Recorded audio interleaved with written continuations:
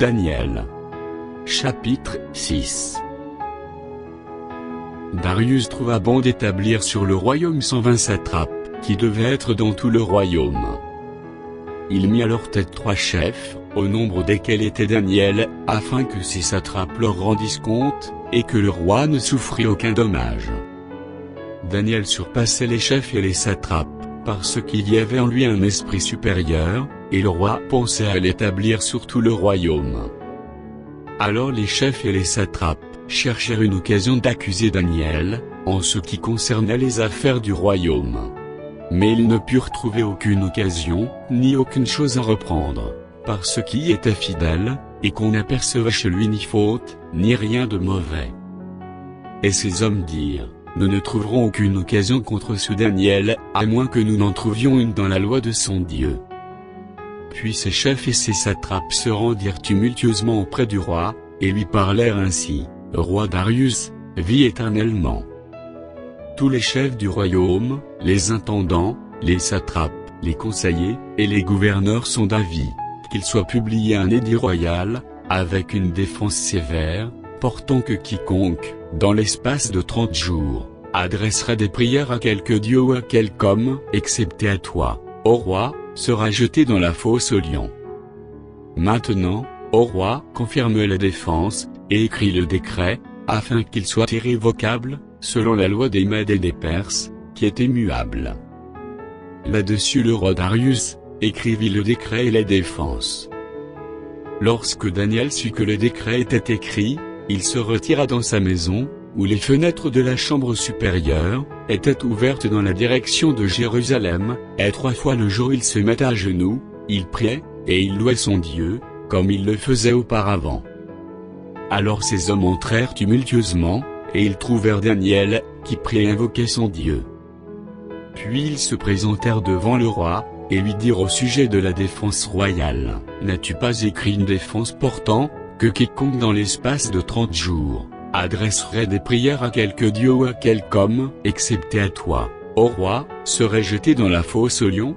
Le roi répondit: la chose est certaine, selon la loi des Mèdes et des Perses, qui est immuable. Ils prirent de nouveau la parole et dirent au roi: Daniel, l'un des captifs de Juda, n'a tenu aucun compte de toi, ô roi, ni de la défense que tu as écrite, et il fait sa prière 3 fois le jour. Le roi fut très affligé quand il entendit cela, il prit à cœur de délivrer Daniel, et jusqu'au coucher du soleil il s'efforça de le sauver. Mais ces hommes insistèrent auprès du roi, et lui dirent: sache, ô roi, que la loi des Mèdes et des Perses exige que toute défense, ou tout décret confirmé par le roi soit irrévocable. Alors le roi donna l'ordre qu'on amena Daniel, et qu'on le jeta dans la fosse aux lions. Le roi prit la parole et dit à Daniel: puisse ton Dieu, que tu seras avec persévérance, te délivrer.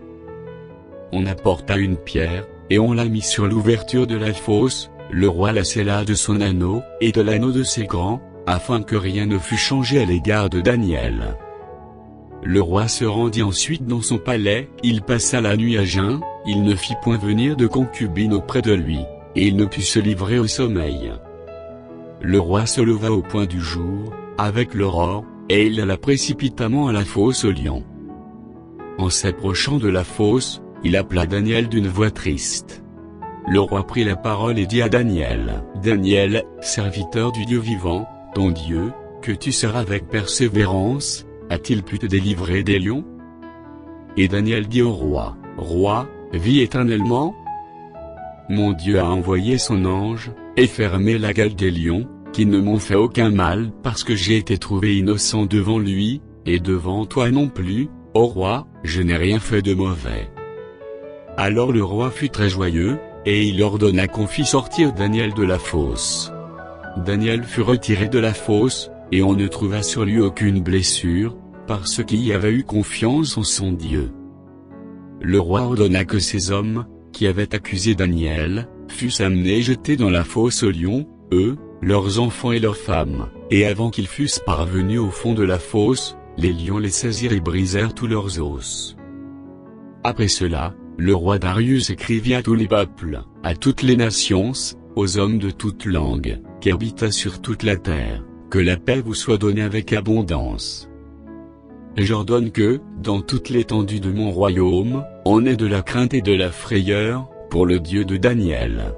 Car il est le Dieu vivant, et il subsiste éternellement, son royaume ne sera jamais détruit, et sa domination durera jusqu'à la fin. C'est lui qui délivre et qui sauve, qui opère des signes et des prodiges dans les cieux et sur la terre. C'est lui qui a délivré Daniel de la puissance des lions. Daniel prospéra sous le règne de Darius, et sous le règne de Cyrus, le Perse.